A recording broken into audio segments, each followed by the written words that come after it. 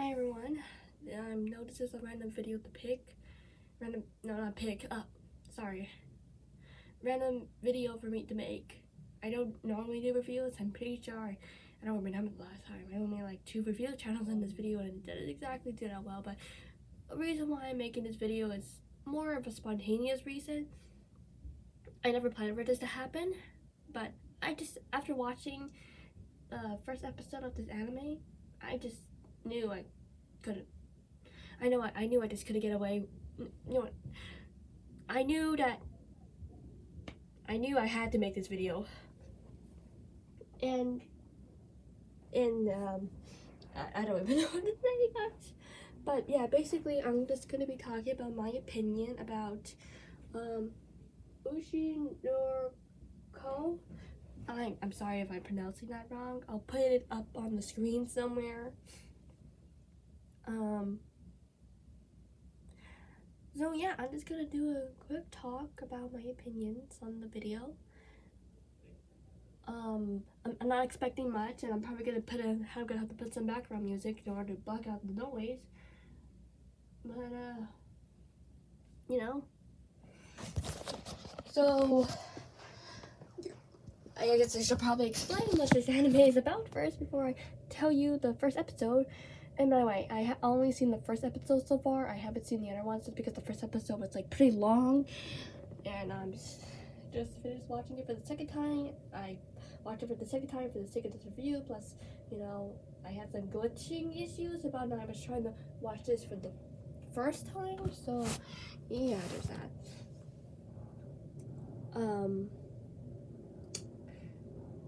So basically, the anime is about this doctor who reincarnates to become the child of his favorite idol. And let me just close this window.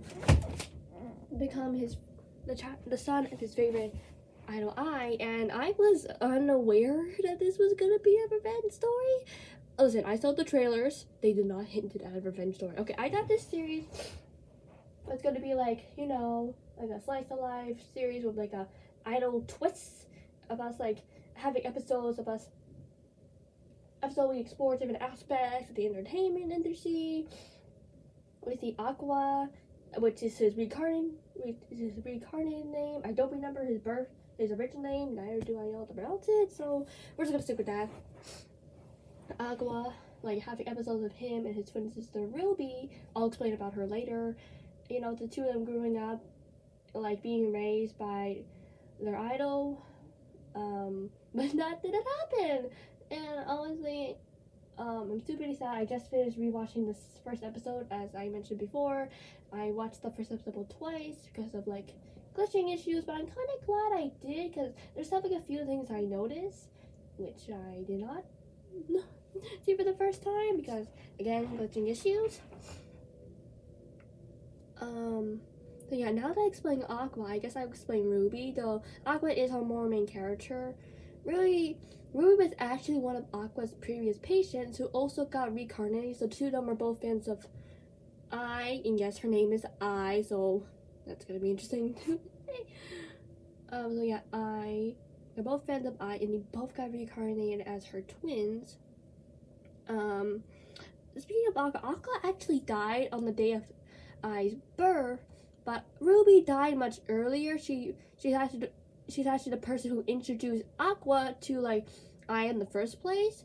I am a little questioning the fact that how Ruby still got reincarnated. I thought like the reason why Aqua got reincarnated was because he died on the same day in which I was giving birth. Ruby, I don't know why she's still reincarnated. They didn't really go into like the gist of why they got reincarnated, as most reincarnating series don't do. But yeah, listen, there are so many people out there who could do like way better reviews out there than I could. Also, I am going to be going to spoiler details because there's a lot I want to talk about. I might not even post this video. I might just film this video just to express my feelings about this show, episode. I do plan on watching the second episode. I don't know when, since it's probably pretty long. I don't know how long it is, but if it's anything like the first, it's definitely going to be a good amount of time.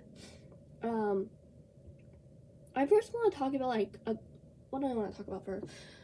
I guess how like they show the industry. I guess we'll start with that before we talk about like the whole emotional stuff. Like I really like how like they taught us different aspects of the industry, the negative side, the positive side. We got to see like how they make it. I do granted they might show more of it in the series. I don't know. Again, I've only seen episode 1 twice, so maybe I hope they do. I really like how they did it. There was a couple of aspects I thought was interesting, like how I was only able to get the part because the director wanted her son. So like, thanks to Aqua agreeing to be a part of this movie, only like I only then was I able to like succeed, I guess, and gain her stardom.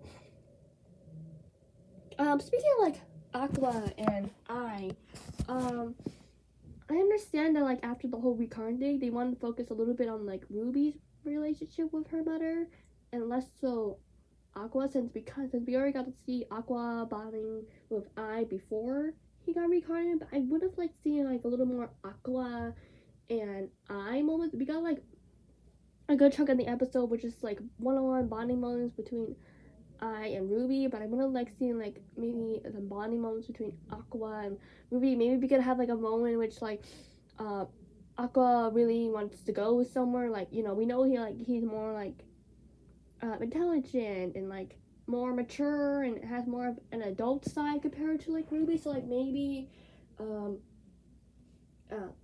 wanted to take Aqua out to like some sort of museum because I don't know, there's some sort of scenario in which I is trying to sneak Aqua out, and Aqua is like not sure what to do because he really likes this, but on the other hand, he also knows that by doing this, there's a chance that he's getting caught. I don't know. I understand why they do that, and I understand this series is based on a manga, but like, you know, I think it would have been nice for like seeing a little bit more bonding between the two of them before Ai's unfortunate death. And let me tell you, I definitely cried. Not as much as I did the first time, since, you know, this is my second time watching it, and I watched the first one not too like last night at the time I was filming it. But oh my god, that was so emotional. I can't believe that happened. And I still can't believe this is a revenge story. Speaking of revenge stories, I really like how they did like the outro credits song is like a revenge, like sort of like outro song with a bit of an eye twist. I don't know how to describe it, but it's honestly really good, and I like how they did the music. I thought the comedy is really nice. When I first saw it the first time, I really like how they used the comedy between Ruby and Aqua back when they were in the baby stage. Speaking of which, I really wish more animes could like take advantage, like, you know, because there's like probably a lot of comedic opportunities they could have gotten in those younger stages. Most of the time, it's like person dies and then reincarnates. And then we grow up, and then they're fighting monsters. But for this one, I like how they took a little more time for the kids to grow up. Now, granted, in the end, they do age up later, and I'll talk about that later as well. But I like how we still got to see them as kids a little bit, and on full-on teenagers, because I don't know, there's something about it. Also, seeing Aqua in like his reincarnated form. Like watching the TV as he's a baby, looking at his mom, filming as his like as he's watching the TV, watching his mom, and absolutely fanboying over the show. I don't know why, but seeing him enjoying the show just felt so human. I don't really know how to describe it. It just felt human. Like it made him feel more like a human character. One of the things I like tend to notice, and I'm sure some of you guys notice, is that in like reincarnated like animes, I'm sure this might apply to some animes, but I'm gonna talk about like the reincarnated anime. The characters don't feel human. They just feel like characters who just do stuff. Like, however, like again, as I mentioned before, like they reincarnate, we see them like a little bit of the information of what life is like as reincarnate, and then boom, we head off on a crazy adventure. But like for this one, we gotta see like both Ruby and Aqua just do the average, you know, day-to-day stuff, you know, like you expect. I guess for me to really explain this is that, you know how like sometimes like I'll explain this. Basically, they do stuff in which, despite the fact they've been reincarnated, they just do stuff in which, you know, as humans do, like, you know, just doing a show. And like there's another anime which would call I forgot the name, but like I killed so many slimes that I maxed on my level. Like she takes place in a more like mystical setting, so I'll use her as an example. But despite the fact that, you know, the show, we have all sorts of like mystical elements and fighting elements, like it still feels human. We see her just having simple things like a breakfast and, you know, just getting ready for the day. And so, and like another anime such as like Spy X Family, which has a lot of action and spy thrillers, we see the family just be a family. And, you know, the characters being human. I don't know how to describe this. Again, I am not a professional at this, and there are probably so many other videos out there that could probably do a better job than my silly own little video. But yeah, there's just something refreshing just to see the characters feel human, and it's hard to describe. And I'm grateful. He just felt so human. Now, I am a little bit concerned of what they're gonna do to Aqua's character after the first episode, because oh my gosh, it was amazing. But like, again, I am scared of that. They might turn Aqua into like your stereotypical reincarnated MC, just without the magical power, since they don't live in a magical world, but probably something similar to that. I am scared. I am really scared of how they're gonna do that, and they're probably gonna incorporate a romance. Let's be honest, they're 100% gonna incorporate a romance, and I'm scared of how they're gonna handle it. But for the most part, it seemed fine. There isn't really much romance in the show since this is the first episode. I guess you could count like that mysterious relationship which I has, and the director and his wife, which, by the way, I have no idea what the wife name is. They never mention it. They only show it on screen, but it's in Japanese, so I have no idea what her name is. As far as stuff for now, I just gotta call her, I don't know, I'll just call her Carla. Yeah, but just call her Carla. I am a little confused, since Carla asks if like after like I dies, whether or not Ruby and like Aqua will be her children. But then in like another scene, we see Aqua ask the director if he can like, if the director can raise him. I don't know who is looking after the kids. It's been like, I don't know. I'm a little confused. Hopefully we get an answer in the second episode. I don't know. I think they're like teenagers. I think, let's see, they were 4 when Aqua died, I believe. Yeah, they're 4 when Aqua died. It's been like, according to Google, 10 years when we see them again near the end of the episode. So they're 14. Should be entering high school, so that's gonna be interesting. Also, I'm gonna go back to the whole revenge plot. After like Ai's funeral, and they're in the car, Aqua realizes that the murderer who murdered Ai and him had to be his dad, and which causes him to want to seek a revenge on his father for murdering him, but more importantly, Ai. And the fact that I'm not sure if this took place exactly 10 years after that. I'm not sure if there's like a 10-year gap between 4-year-old Aqua and then older Aqua. But I just think like it would make sense for Aqua to immediately start the revenge plot like the second he made that realization. I get why they made him a teenager. It's better for marketing. You're more potential for storytelling. Again, maybe they'll have a better explanation. Maybe Aqua was doing like behind the scenes work for his revenge plan, because he did speak with the director. So yeah, maybe he did some behind the scenes plan over the course of those time gap. I don't know. I don't really know what to say. I don't even know what I've been saying. If you're still watching this video, wow, I'm impressed, because this video is like 14 minutes. And I don't exactly plan on editing out the dialogue. But yeah, what else am I forgetting to mention? The animation is beautiful. The Ai's death scene was really impactful, and the animation just made the emotions like so much better. There's so much I could talk about.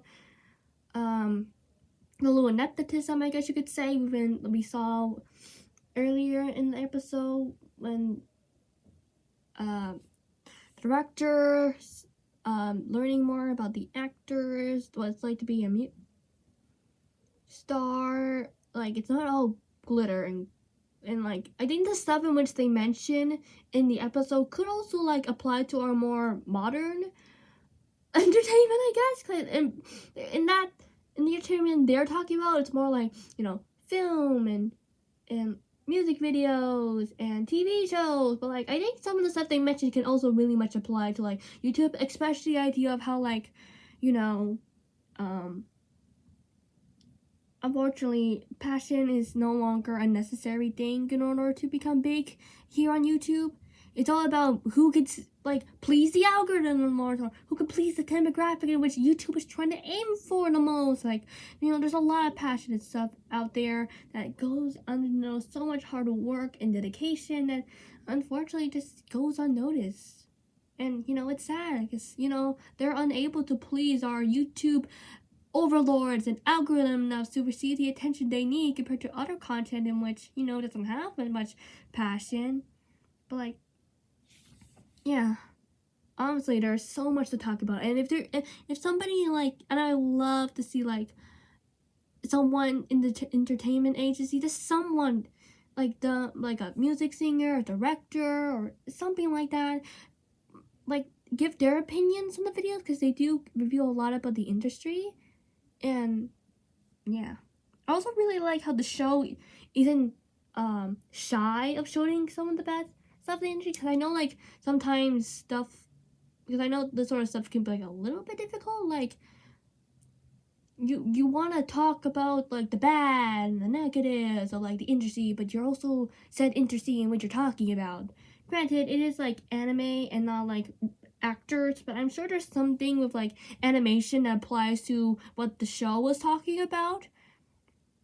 There's definitely a bit of like child acting talk, and you know, it definitely applies. You could definitely argue that it also kind of like the stuff they mentioned also kind of connects like the writers and actors strike with like how I struggle despite how hard she works, despite how talented she is unable to receive the pay because she's just not big enough.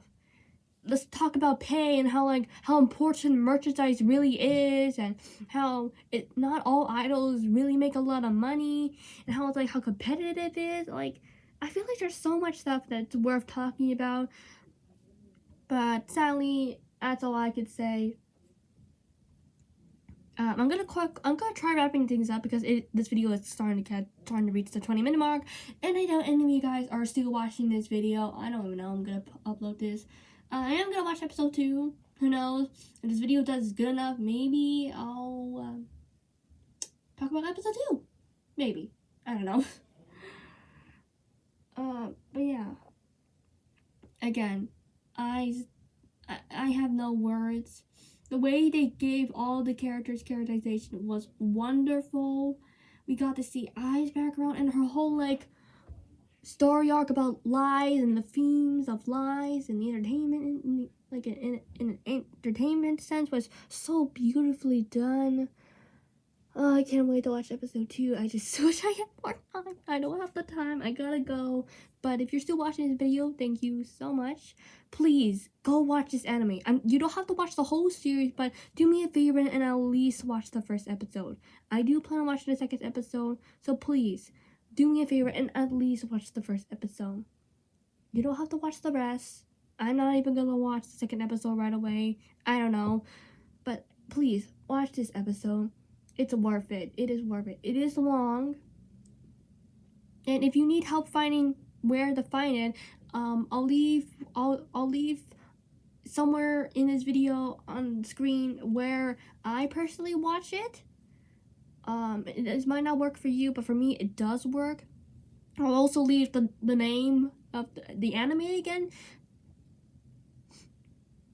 So yeah, let me know what you guys think in the comments of this anime.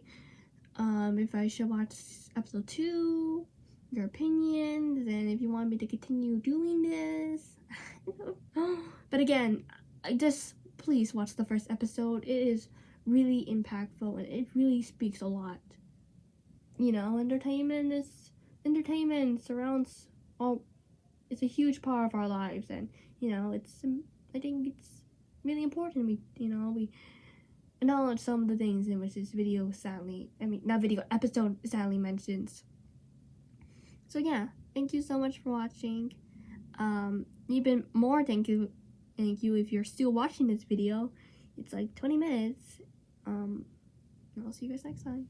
Bye.